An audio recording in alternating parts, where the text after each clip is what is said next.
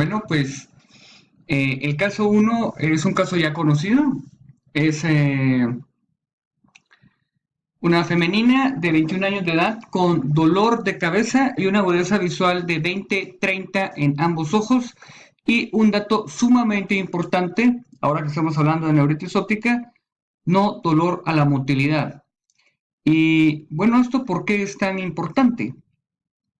Pues vamos a ver en unos momentos que desde que estamos viendo la historia ya sabemos que no es una neuritis óptica asociada a enfermedades desmielinizantes, porque hay muchas características que no son propias de las enfermedades desmielinizantes y también porque en otro de los videos aparece el mismo caso y ya sabemos cuál es la conclusión.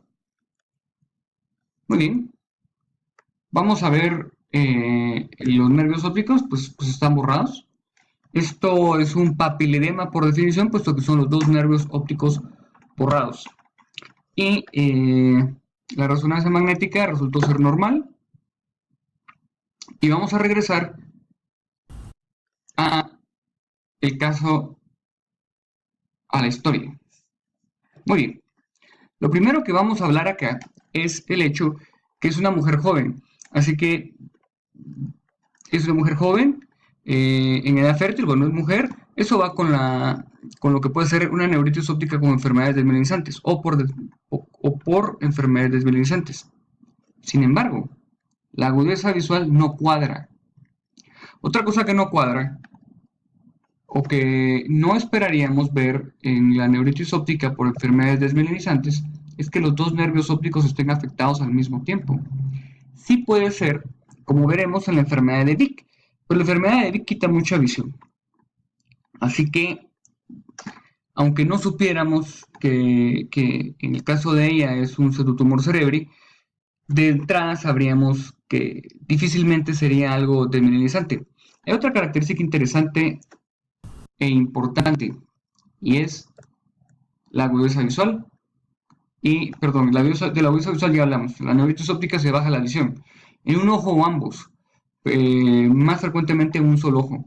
Y no dolor a la motilidad. Esto lo estaremos repitiendo durante todo el transcurso de este video. Un signo muy característico de la neuritis óptica es el dolor a la motilidad de los ojos. No quiere decir que sea lo único que da dolor a la motilidad, no quiere decir que no haya neuritis ópticas asociadas a enfermedades desmielinizantes que no tengan dolor a la motilidad, pero eso sería rarísimo, realmente muy raro. Y vamos a explicar por qué es este dolor para que todo lo tengan claro. Muy bien, si el nervio óptico es esto y esté edematizado y yo lo muevo, eso duele. Es exactamente análogo al caso de las fracturas. En el caso de las fracturas, cuando tenemos una fractura y tenemos extendido o inmovilizado el hueso, no nos duele porque el periósteo no se duele, no se mueve. Pero si lo movemos, ahí es cuando duele. En la neuritis óptica está inflamado y si movemos el nervio óptico, duele y duele mucho. Ahora, para explorar esto en los pacientes, eh, no les tenemos que preguntar si les duele o no los ojos al moverlo, porque podemos cometer el error de que si nosotros preguntamos en positivo nos van a contestar en positivo. ¿Cómo así? Es muy probable que si nosotros les preguntamos y le duele los ojos al moverse, nos digan sí, me duele. Lo que tenemos que hacer, la mejor forma de explorar esto es pedirle al paciente que vea hacia un lado, hacia el otro y preguntarle qué siente. Los pacientes que de verdad tienen dolor a la motilidad nos dicen, doctor, me duele al mover los ojos. No vayan a preguntar en positivo, eso es muy importante. Bueno, ahora sigamos. Bueno, como habíamos dicho, en este caso nosotros le habíamos tomado la presión de salida del líquido cefalorraquídeo que estaba arriba de los 300 milímetros de agua. Aquí estamos con mi maestro, el neurólogo Henry Stokes. Él es el que hizo la, la punción lumbar.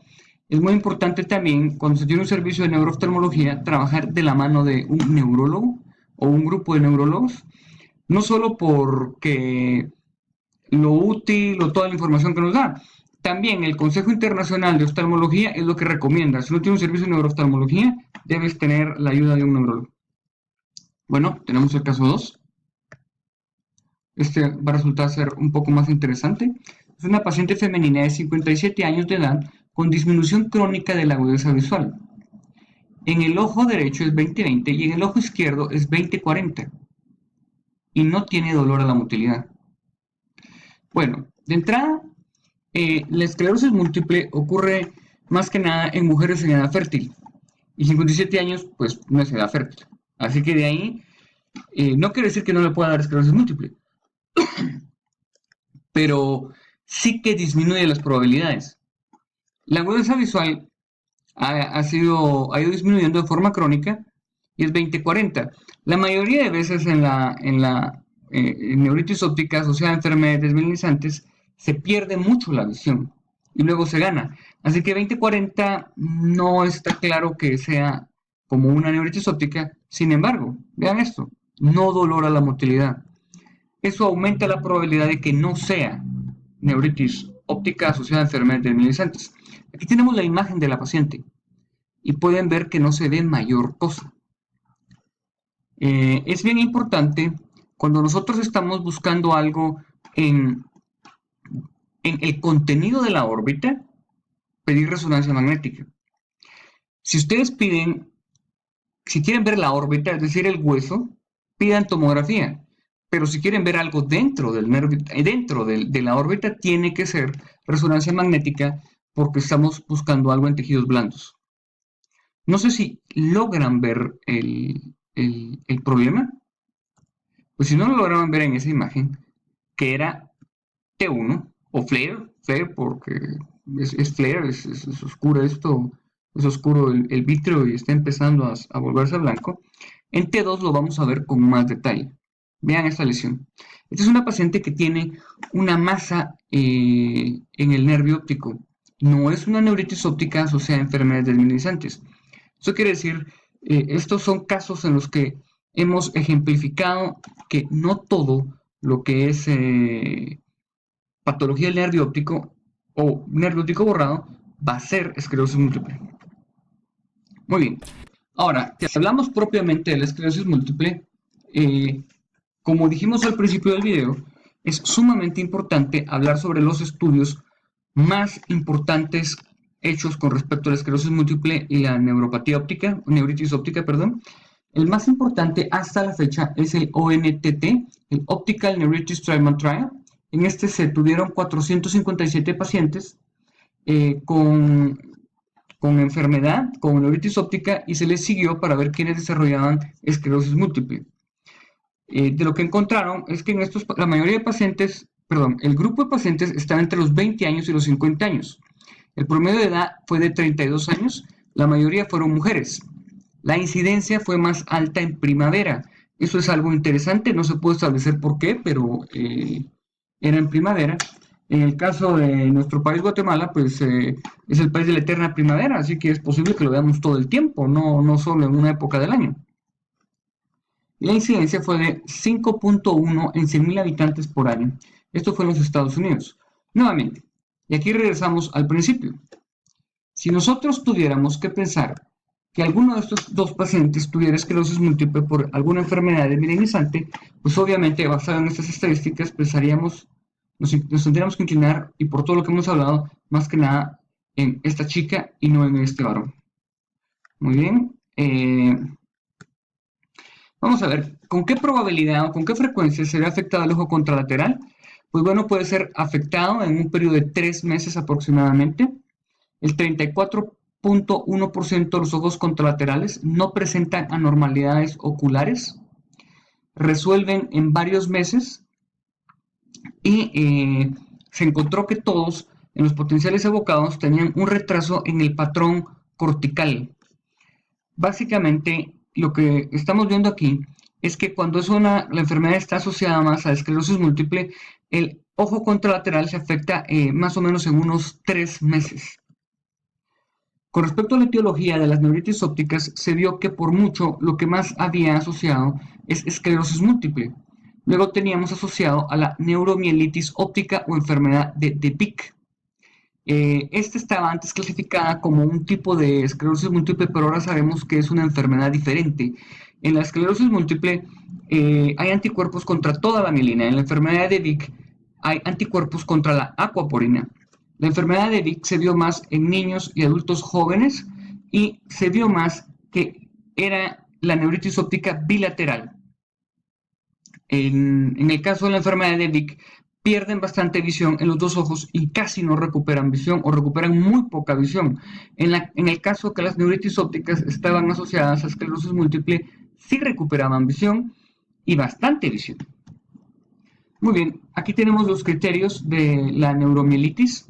Hay criterios absolutos, mayores, menores y posibles criterios bajo evaluación, que de esto hablaremos un poco más adelante. Estas son las lesiones típicas de esclerosis múltiple. No entraremos en muchos detalles radiológicos, pero vamos a decir algunos que sean fáciles de identificar. Lo más importante es que, como se dan cuenta, las lesiones son periventriculares y más o menos están en el área de la vasculatura.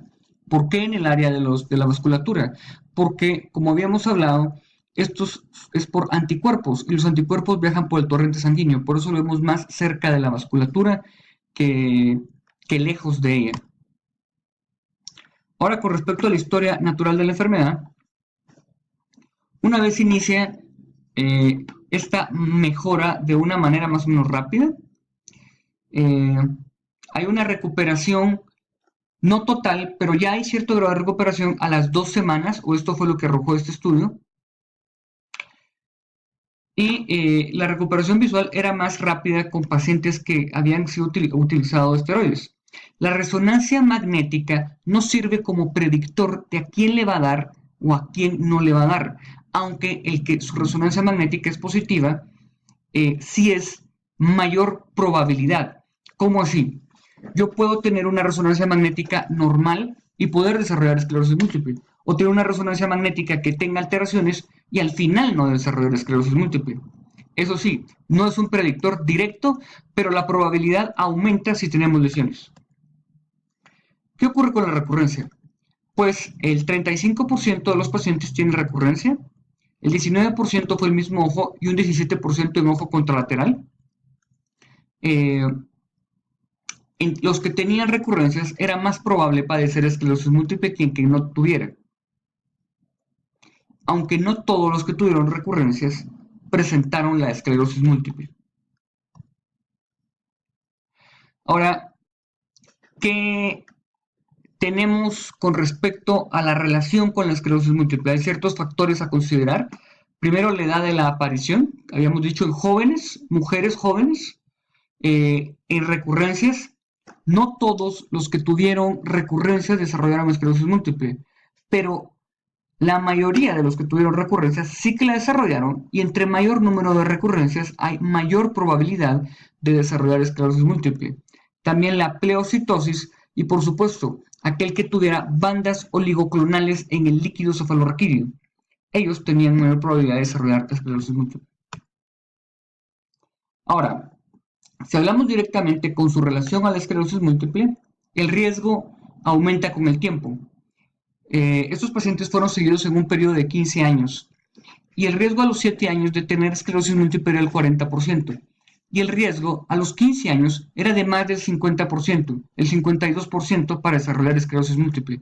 Lo que quiere decir que en un periodo de 15 años podemos decir que más de la mitad de los pacientes con neuritis óptica desarrollarán esclerosis múltiple.